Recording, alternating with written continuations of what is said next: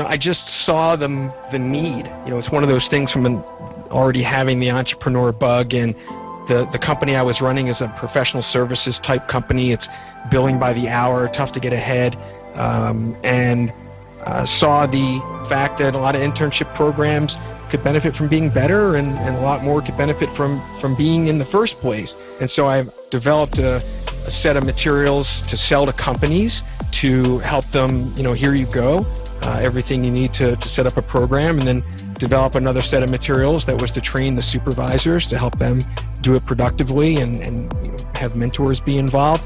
And then as that developed, because it was so unique, that intellectual property, I was not able to get it valuated by investors.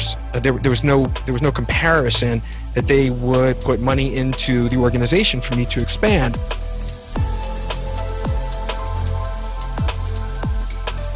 Welcome to the Secrets of Success podcast.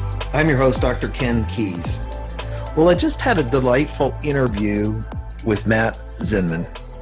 Now, Matt has just written a book called Z-isms, a play on his last name, and really he was talking about insights to live by. So hopefully you'll enjoy that episode, or this episode, with Matt. Now, one of the things we really do talk about is our mindset and how having clarity is so important. And one of the new things that CRG has is our new online program called What Do You Really Value, based on the Values Preference Indicator. We take you through the assessment. You get an assessment with signing up for the e-course. And on the other side of that, you will be 100% clear about what's most important in your life from a values point of view. And then we take you actually through a forced choice matrix where you'll make 300 decisions in less than 30 minutes. So it's a very, very powerful exercise. And then in the e-course, we take you to the next level of understanding it, how to apply it, and then just digging down to get to know where to apply these values, where there are gaps, and what to do to the next level. As always, we thank you for being a Secrets of Success listener. If you like what we're doing, please pass it on, share it, leave a positive comment on whatever platform you're listening on. You are listening to Secrets of Success, and here's our interview with Matt Zinman.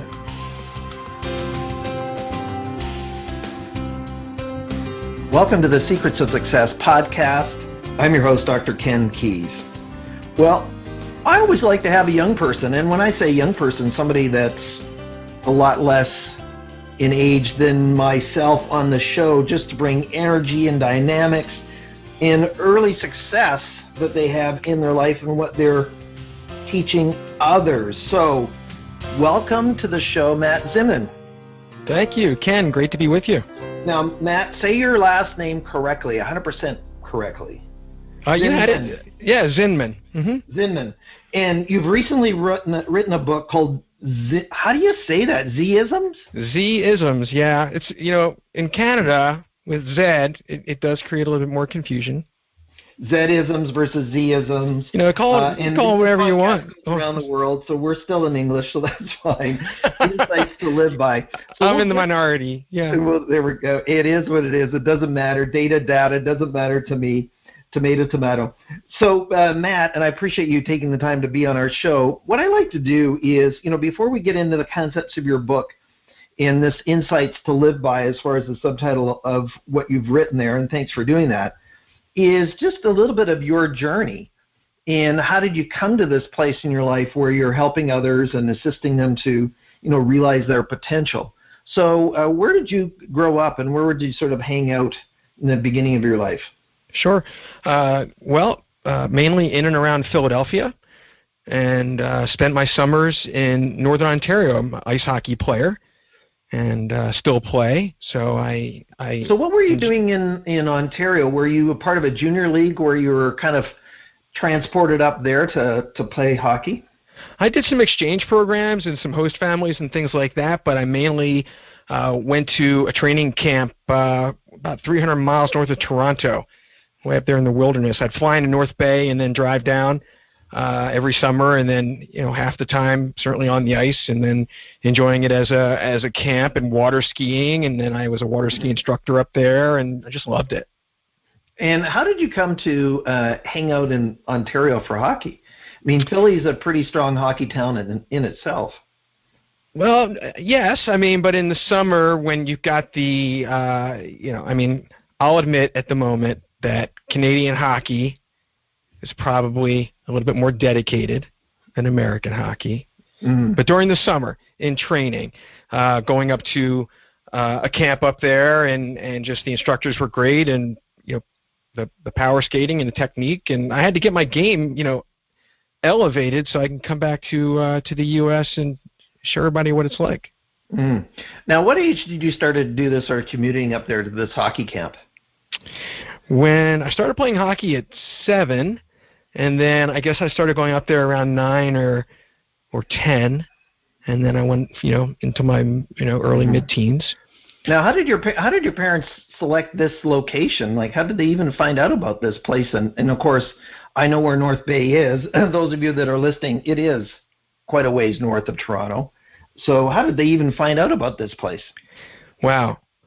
I'm not sure I could totally give you the answer at this point in time. It was so many years ago, but they loved it too. They would come up toward the tail end of the summer and get a cabin and for about 2 weeks, and then come in and watch the tournament games and things like that. So you know how it is. It's part of the culture and being travel team, and God bless my parents for being hockey parents. For sure. So what was it that your parents did as far as roles and responsibilities when they're growing up, or professions? My dad was he was an accountant. He was a financial planner. My mom was a respiratory therapist, travel agent. She did it all. But some years back, and they're both not with us. It's been a number of years, but those were some of my fondest memories with them in Canada. So, cool. Now, as a young person, 7, 8, 9, or 10, 12, whatever it is, what could you share with the audience of some of the things you learned being, quote unquote, farmed out early to be on your own at that age in a camp that the audience might be able to consider and apply to their own lives? Right. Back then, it was not as uncommon.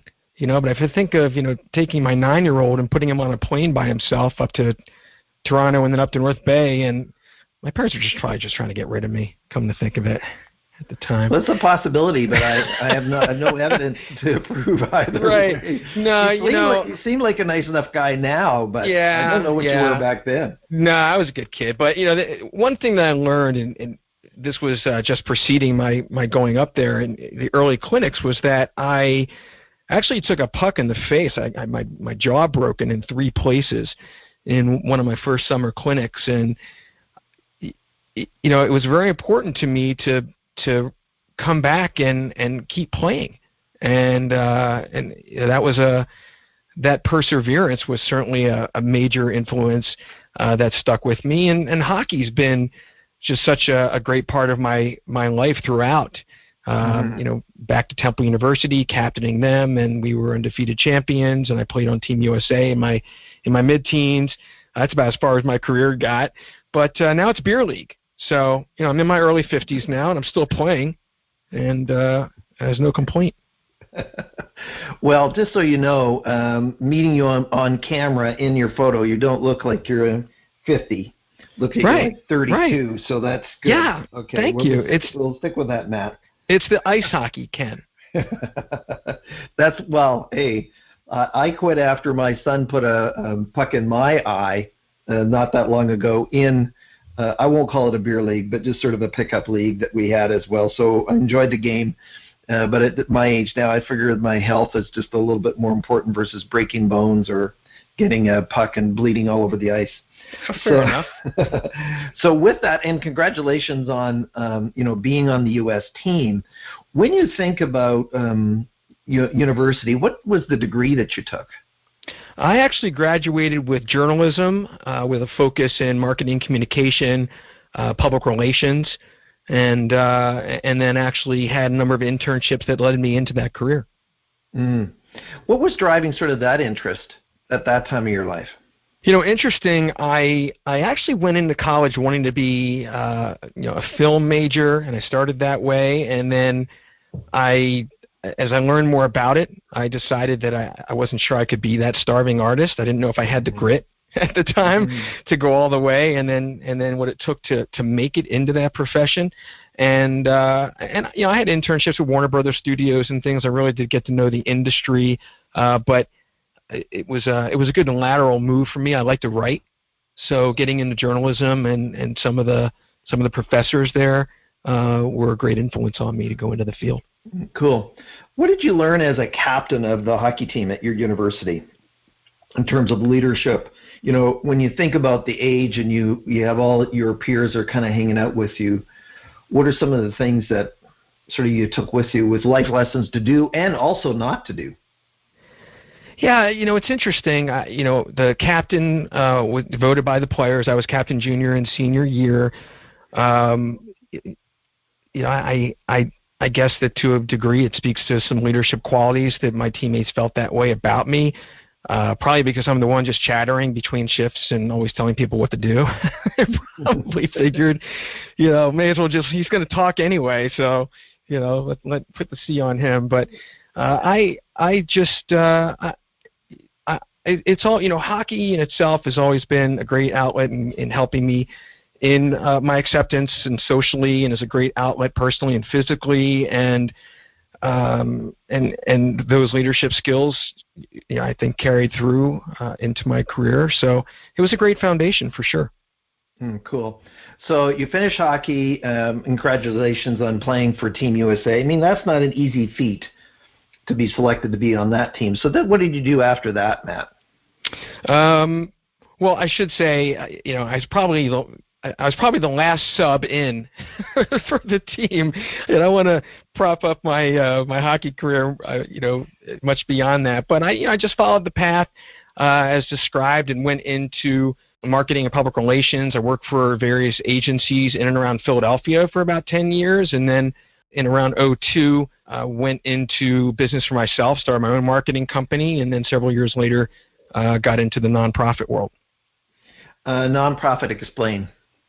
So I started a nonprofit called the Internship Institute. So I did a lateral move from my marketing days to the passion that I had gained around internships, and have run that since then to help companies, even solopreneurs, to run internship programs and make it a win for everybody. So that's been my passion, leading up to now. So where did the book come out? And say to the audience again the title of your book. Sure. So it's Z-isms, spelled with a Z, and insights to live by. And it's something that I've wanted to do for a long time. There are a number of concepts in the book that I felt a responsibility that I had these insights that I feel I've gained through my life and experiences that I wanted to share. And I think a lot of people talk about, well, I want to write a book, and I got to the point, that I asked myself, what would I regret not doing? And that the book definitely came to the top of the list, and started it last summer and just put my head down, and there's no other way but through, just like grinding it out, and I'm really glad it definitely hit the mark I was looking for, so I'm feeling very proud of it. Great. So if you were to, we'll come back to the book in 1 minute here. Sure. So what would you, so you have this nonprofit on really internships, then what else is that you're doing? You're still running that marketing company then? No, the marketing company I transitioned from into the nonprofit back then. I also team up with my wife, Erica, with a company called Isogenics, nutrition company. So we do, it's network marketing, and we do that. And she's the rock star there, but that's something that I get involved in as well. But that's plenty. I usually can only do one thing well at a time. So I try and keep it compartmentalized and go from one thing to the next and put my head down and stay focused. Well, thank you for that. How do you set up a nonprofit for the Intern Institute? So you're the founder of this and the CEO. Yep. So right. Obviously you're drawing some kind of salary from that. So how does this nonprofit internship organization work? Sure. So we're going back to 2005 to 2007 was my transition period from the marketing company, and I just saw the need. It's one of those things from already having the entrepreneur bug, and the company I was running is a professional services type company. It's billing by the hour, tough to get ahead, and saw the fact that a lot of internship programs could benefit from being better, and a lot more could benefit from being in the first place. And so I developed a set of materials to sell to companies to help them, here you go, everything you need to set up a program, and then develop another set of materials that was to train the supervisors to help them do it productively and have mentors be involved. And then as that developed, because it was so unique, that intellectual property, I was not able to get it valuated by investors. There was no comparison that they would put money into the organization for me to expand. And yet I was working in workforce development and touching on things like economic development. And by that I mean like brain drain. You may have heard that term, where the college students in some economic area might graduate and go elsewhere, and internships are something that helps them, take root and then as a pathway to a job. So there were grants, and that was something that led me into the nonprofit. I got a federal grant, back in 07, 08, 09, and ran that, and have had several grants since then. So, but ultimately for the nonprofit, it's not for the faint of heart. And at the same time, I'll say I would not recommend doing a nonprofit to anyone who does not have the ability to have it function as a for-profit, in the sense that it'll be also self-sustaining. You can't rely on grants, you can't rely on donors or corporate or anything. You really can only rely on yourself. So unless you can get a nonprofit to self-sustaining stature, don't do it. Now, do you place interns, or are you just help companies with how to set up a system to have internships? Exactly the latter. Now, placing interns takes a lot of capacity. It's one of the things that I certainly want to build up to at some point. Actually hiring veterans in that way for that purpose, and then some, and that really kind of gets into the systemic side of why I formed the nonprofit. But for now, it's really specifically working with employers, mainly small. It could be an individual entrepreneur, company under 150, but I've worked with very large companies too. It just depends. Cool. Well, obviously your heart is to help younger individuals get placed and learn and be mentored. What's really driving that motivation underneath that for you to even want to be in this space? Well, one of the things that got me into it was that I had 4 internships, and the last one led me into my first job, and I always enjoyed going back to the schools, both my alma mater with Temple and the area colleges, and talking to the students about their career fields and landing on their feet and things like that. And I ran the internship programs for my former employers. At this point in my career, just by sheer numbers, I'm probably over 300 interns that I've had through my career. And so running my own program, as I started in 2002 and did it virtually, required a lot more structure. So it was just when I was looking at my next entrepreneurial step there, it was how can I align my passion with my skill set and experience with a market need, and that's where things really converged. So I'm just going to give you an opportunity to kind of sell what you're doing here for a moment. So why are internships valuable, and what do we need to consider? Let's 2 or 3 points if you're going to have a successful internship process. But sure. First, why should we even consider this concept of internship? And by the way, I support it 100%. My daughter's now working at I'll call it a headhunting agency, and that was as a result of an internship she had during university. And when she finished, they hired her on afterwards. So we have a sort of vested interest and bias about the internship as well. Well, there's no substitute for experience to start with. So if you're now a professional or a parent and, you yourself had, those kinds of, call it an internship, an apprenticeship, by any other name, or work study, this is work-based learning and things that you just simply can't learn in the classroom. So that's from the side of the person in need of experience. But when it comes to the employer, we really do have to focus on ROI. And so to your question, well, who's an internship program for? Why have one? And my recommend, first of all, it's not for everyone, right? If you're an individual or a company, where you start is to really take a solid inventory of all the kinds of work that you do and need to have done. Social media, for example, for any business today is a major area where the students are probably better than the professionals to come in and be of assistance.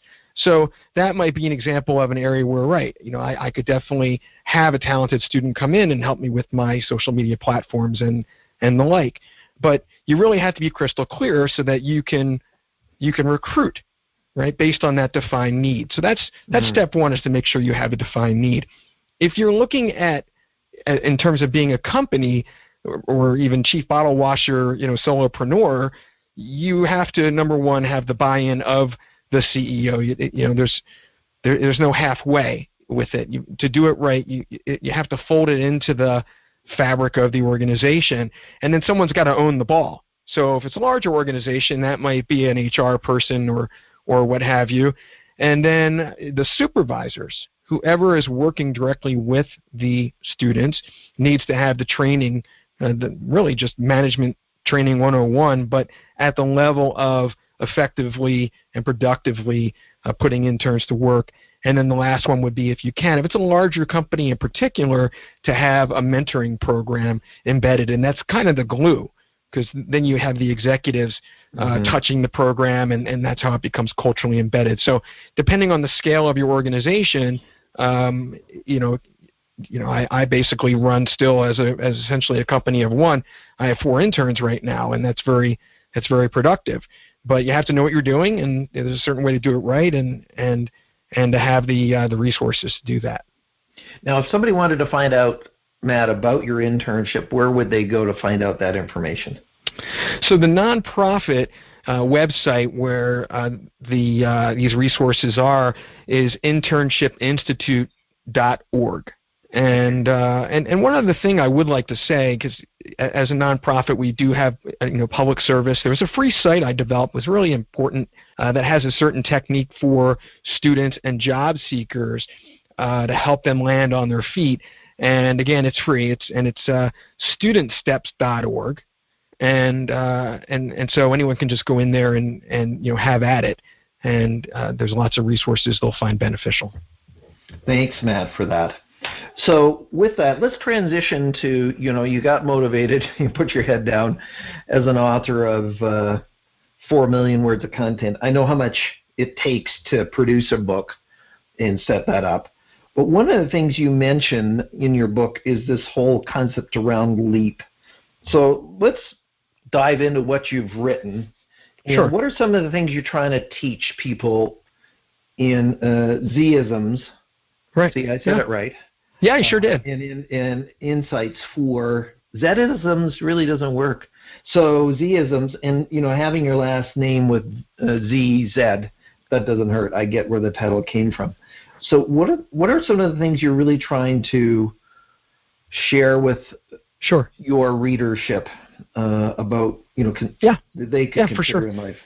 So you're right. I do have a certain affinity for the letter Z, and that is part of the origin of the name. But a Z-ism, which is one of the first questions I get, what is that, is really something anyone has around their experience and pearls of wisdom. And we all have those things that we've learned that we know could positively impact others if we were to share those with them. And those are the insights to live by. So that's part of it. And what you mentioned around LEAP, that's part of the book in the sense that I want it to be actionable. And LEAP stands for Life Enrichment Action Plan. So that's kind of the culmination of it. At the front end of the book is a concept around something called earned confidence. And it's very applicable right now with what's going on with COVID and the challenges that we're all faced with there and otherwise. And essentially what earned confidence is about is the fact that we've all been through, everything that we have in our lives, whatever that is, and we're still standing, right? We're still here, and you always make it through to the other side. So what is the point of worrying and being anxious and stressing about things you really aren't certain are going to happen yet? So it's a lot about staying present and dealing with the real, knowing that you, through your earned confidence, have the ability to do that. So that's part of the foundation of the book. And that's one of the things that I talk about as being like a filter, right, in terms of how we experience and interpret the world around us, and our lives being enriching by staying in the present. Actually, there's a chapter in there about mood health, and a scale that's like a thermometer that talks about depression, talks about elevation, and how do you keep yourself healthy around there. There's another aspect of being a life athlete, and some free tools around self-care report card and ways to keep yourself accountable for staying fit. Certainly also two very important aspects of how you're experiencing days in and days out. Ken, we also talk about perception itself, and we have all these moving parts of how we take in information at all times, and how whatever that is, we believe and interpret that as the truth, when in fact it's just an interpretation. So it's really important to know and be self-aware around that in terms of your interactions. So it's not just about self-discovery. It's also about personal interactions and relationships and how those things come into play. So there's a lot more to it, but I'll take pause here. Yeah, well, just to back up in for a second around this mood health. So sure. I have a diploma in nutrition genetics. I tried to commit suicide when I was 19. I see that you had the unfortunate situation with your brother where he was successful with his suicide. Yeah. And so we have sort of this mood health. If we think about the audience, what are some real practical things you have on the list that I want to be able to adjust my mood? Now, right. Obviously I have some biases that come into play there, but what are some things that the audience members can do immediately after the show and make sure that their mood health is on the positive side of the ledger? Well, first, I'm really glad that you brought it up, and all the more that you're with us. And a lot of people face this one way or the other. I didn't exactly inherit the best gene pool myself. My parents both had their bouts, and you mentioned my brother, and I don't think there's really any family or even to a degree individual that can go through life not encountering some kind of mental health event. And we dance around it and don't take it head on. I thought it was important to do that in the book. I have contended with depression myself since my mid-teens, and it does shape a lot about how I manage my life and stay upbeat and things like that. And to your question specifically, and what we're talking about in a practical way with with that part of the book is around something called the 2 to 3 day rule, which is really for what I adhere to for myself, which is we're all going to have down days, the weather sags or what have you, or something happens, and we're going to string together another one, and then if you get to a third day, you really should have like a red flag go up. And depression is if you've never experienced it, it just sneaks up on you. And in a lot of ways, you don't even know that you're experiencing it at first. You could be depressed for weeks on end, and then it's not until you feel better that you realize, like, oh, wow, I wasn't myself. Whereas, when you're in this situation of one day after the next, and you're sinking, it's kind of like quicksand. And if once you get knee deep, it gets that much harder, and it's kind of like forcing yourself to get to the gym. And I just don't give myself a choice. And if I get to a third day, it's no ifs, ands, or buts. I'm either going to play hockey or I'm going to get on the bike or whatever it takes, hit the weights.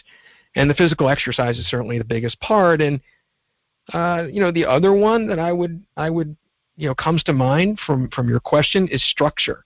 structure and keep moving. So here we are, trying to adapt to COVID, and we're all, here in the States and however it is in your area and around the world, sheltered in place. And that's a huge adjustment. And how do you, aside from, mood health, but just find that structure, and that's just so essential. So anyone who's kind of feeling lost, and I would encourage you to, pick up an index card and plan out your day and make yourself do it. Mm. Well, you and I have been working from home for a long time, and I've had my home office for 20 years, even though I have an outside office. But I have certain things that I've done and put in place. So that's a really good recommendation for people to bring some organization, some sequencing to your day, so so it's not a mystery. And one sidebar, and this is where you're talking about working out, and all the research is clear, is that if I work out, that's better for my mood health than any antidepressant. Oh, absolutely. But I was actually discovered, and many of the listeners have heard this story 100 times, but with hypoglycemia in 1988. So it was really I was put on antidepressants by mistake. It was actually my blood sugar level. So I was, drinking a gallon of Coke a day and stuff like, crap like that. So when those people that are listening, it's not just one thing, it's all these other things that kind of fit into that. So thanks for sharing that and those components for people. And I appreciate your comment about, once I get to day 3, I need to take some action on adjusting my mood, because we are responsible for that. You talk about in your book around combating spiders. What's that? It's interesting. It's the one cautionary chapter, and I almost didn't include it in the book. And now that it's out a few weeks, it actually tends to be the one that I'm hearing a lot about and people take to. And for the book, I'd say that if you like a Malcolm Gladwell or a Rhonda Byrne type book, The Secret, that's kind of the genre we're talking about. And the chapter about Be Aware of Spiders is somewhat of a Gladwell, where we're talking about thin slicing. And the point here is, we as individuals just trying to figure ourselves out. We have our own challenges and those moving parts, and then there's everyone else who we interact with, and how do you really make sense of it all and interact effectively, and also look out for your own benefit. And the thin slice here is that there are 2 kinds of people. One is that there are spiders, or essentially what we're talking about are manipulators, and there are those who get caught in webs. And it's a character trait of whether or not someone will make an intentional effort to manipulate another person. They either will or you won't. It might be 1% of the time, but that there's a line that you're crossing there, and it doesn't necessarily make these individuals a bad person, but knowing that either if you're that kind of person, to be your better self, or if you're someone who has these kinds of individuals in your life, just to be a little bit more aware that they have that capacity, so that you can navigate those relationships in a safe way. So that's the short of it. Mm-hmm. So how do I overcome this kind of manipulation? Or are you talking to the reader who does it, or the reader who is the victim of it?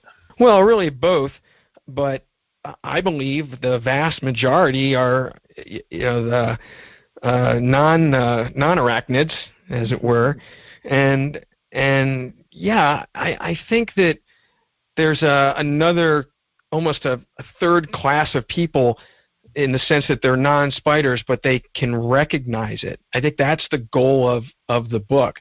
So in another example in there that crosses with this conversation, we talk about our tribe and the notion that we are in the close proximity of the combined average sum of the 5 people we spend the most time with.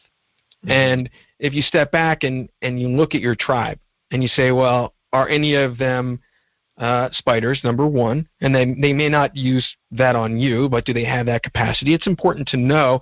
But secondary to that is that a positive relationship? If you were to just really be objective about it, are those individuals, feeding you, or are they draining you?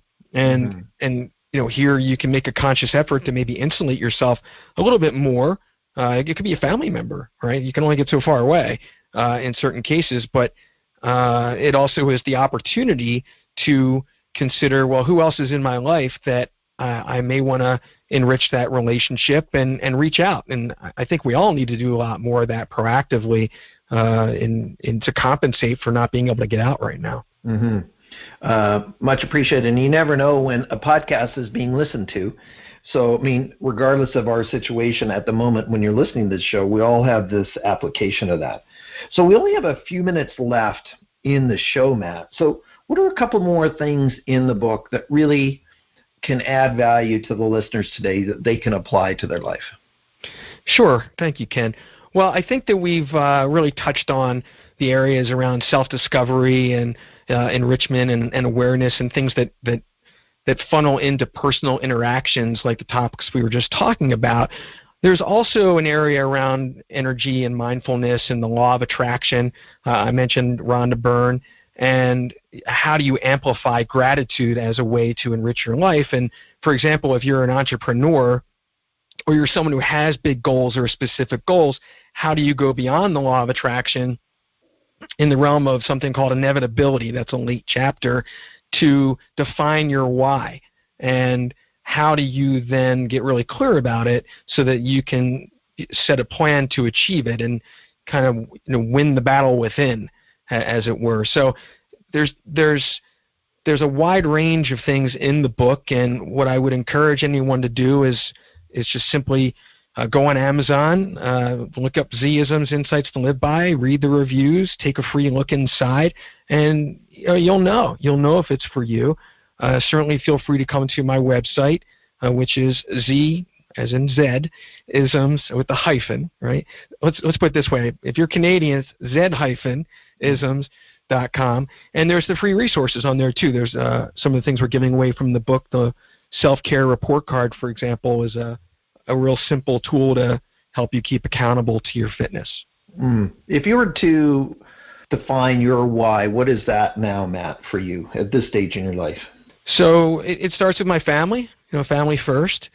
Really, overall is to just be a difference maker, to positively impact as many people as possible. I think a lot of people look to books for different reasons, as a calling card for their business. I wrote this, personally and out of my pocket. It's really important to me to get in as many people's hands as possible because I know it's going to make a difference, and it's just already been so very rewarding in that way, and then continue to do what needs to be done with the mission of the nonprofit and see that through as well in terms of its fruition. What's next for you, Matt? As we wrap up this show, what do you see in your future? What do you sort of envision? Well, the book is certainly my number one right now, and will be for some time. And one thing about it is that there's a reader forum. So in that way, the book doesn't have an ending. It's a private Facebook group that I want to continue those conversations and build that community. So that's one. And then the other, I do want to find a path to do more motivational speaking and build on the concepts and things discussed in the book, and engage more directly with people. Cool, great. So Matt, two things. First of all, repeat your websites where they can find you, and then what's your final word of wisdom for the Secrets of Success audience today? Thank you. So Z or Z hyphen isms, ISMS.com, or just find the book on Amazon. And I think the final word here is to just stop right now and consider the things that you can be grateful for, having our basic life needs met, and being with family, and build on that, and focus on the positive and staying present. Well, Matt, thanks for taking the time to kind of hang out with us today. It's my pleasure. Thanks so much for having me, Ken. I really appreciate it. Stay with us, Matt. Well, thank you, Secrets of Success listeners. You've been listening to Matt Zinman. And, go get his book, find out more about it, and look for it online. But one of the things we're really talking about is that, first of all, do you have your why?